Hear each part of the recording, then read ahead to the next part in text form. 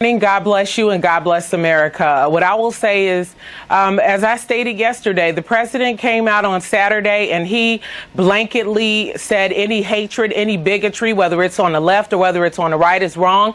And yesterday when he came out with the statement specifically, naming KKK and neo-Nazis, that was a cherry on top for me.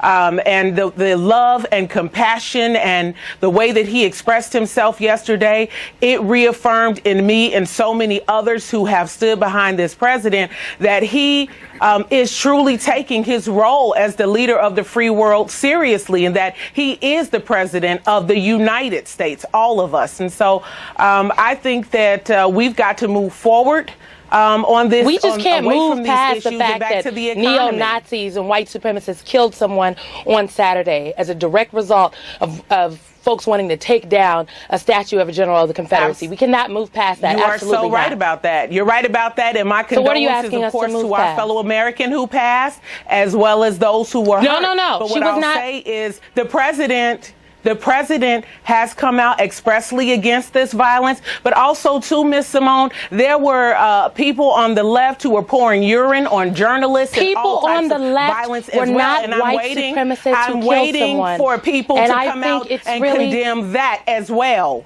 You can't just condemn one and not the other. You condemn it across the board. Hold on. I don't want you guys to talk over each other because some of the points will get lost. So let me just reset it this way, Brunell. Because I want to hear her. Brunell, the two sides, the many sides argument. Help us understand it a little bit better from your perspective, because I just want to be clear. Do you see those who went there to oppose Nazis as the same as the Nazis?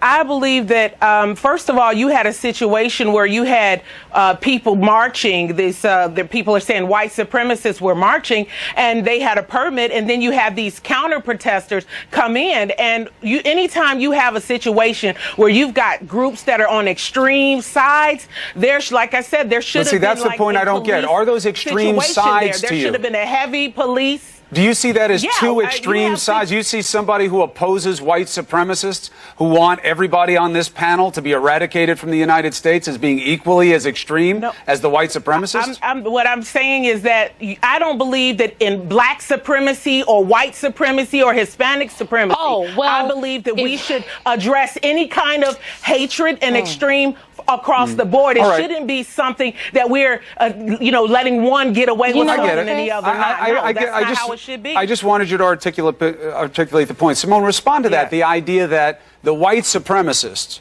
were equaled by equal extremists on the other side. Do you see that as what was happening in Charlottesville? No. I think that is a false equivalency, and I do believe that is absolutely a dangerous thing to say. This country is steeped and rooted in white supremacy. We are 2 years shy of the 400th anniversary of the first 20 slaves being brought to African people being brought to America as slaves. So this is there's no such thing, in my opinion, as like black supremacy and Latino supremacy and Hispanic supremacy. That's not true. White supremacy has killed people in this country. We have it every day. We fought a civil war in this country, because people in the Confederacy took up arms against the government because they believed it was their right to own people that looked like myself and Brunell, because it benefited them economically. So it is very dangerous when we tread into revisionist history waters, and when we attempt to water down what took place this weekend. These were white supremacists. These were white nationalists. But what I'm hearing, Brunell, is when you say there's no room for white supremacy, black supremacy, whatever supremacy, for me that is an equation, and lots of people out there in America, that is equating the two, and that is not the same. People were lynched in this country by white supremacists. No one else killed anybody, used ISIS-style tactics this weekend except the white supremacists, and we need to call a spade and a thing a thing. If I may respond. What I'm saying to you, Ms. Simone, is that there's a lot of deep hurt in this nation, all across the nation, and we have got to move forward. We have got to get out of this, not allow this minuscule part of our population to overtake all of what's going on. We've got a president in office who is working on immigration, working on healthcare,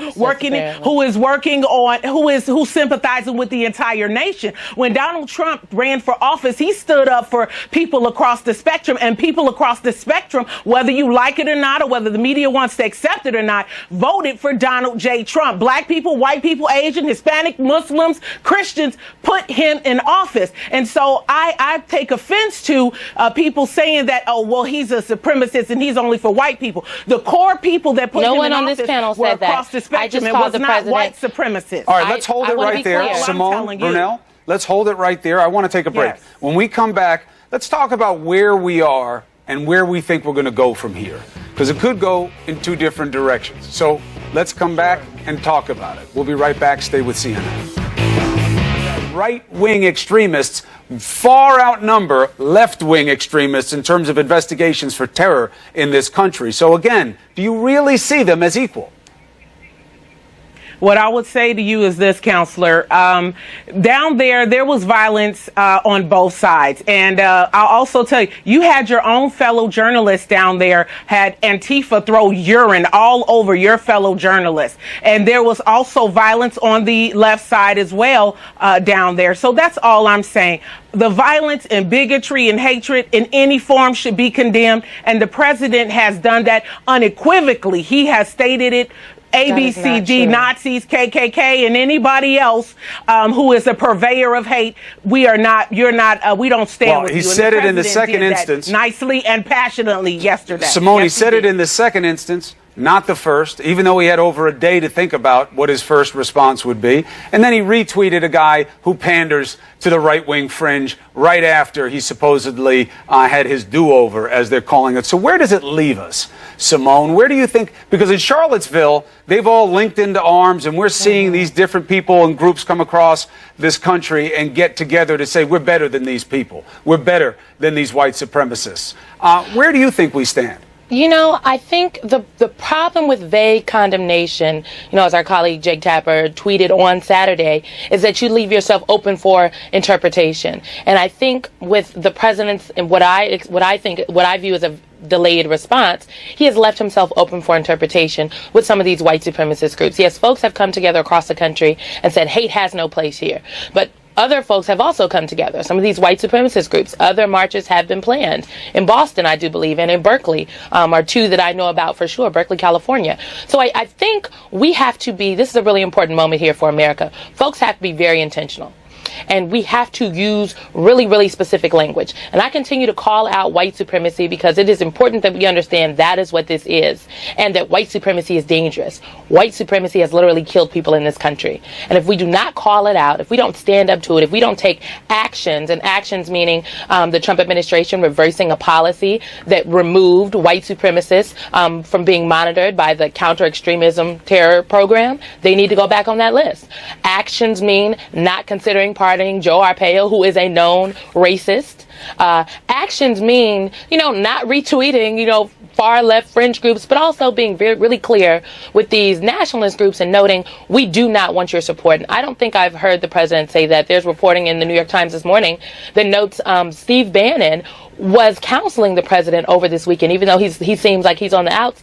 He was counseling him and saying that you don't want to alienate, even though this is a small group, these are still supporters, and that's concerning. Right, but look, where Steve Bannon is involved, let's let him speak for himself. I'm out of time on this segment, but let's be clear. All of us have to agree on one thing. There's one president of the United States. You can have a lot of advisors, but you make up your own mind. Brunell, we're going to have you back. As always, your voice is welcome here. Thank you. Simone, to you as well. Thank you for this conversation. Thanks for keeping it positive. God bless America, and God bless Donald J. Trump, our president.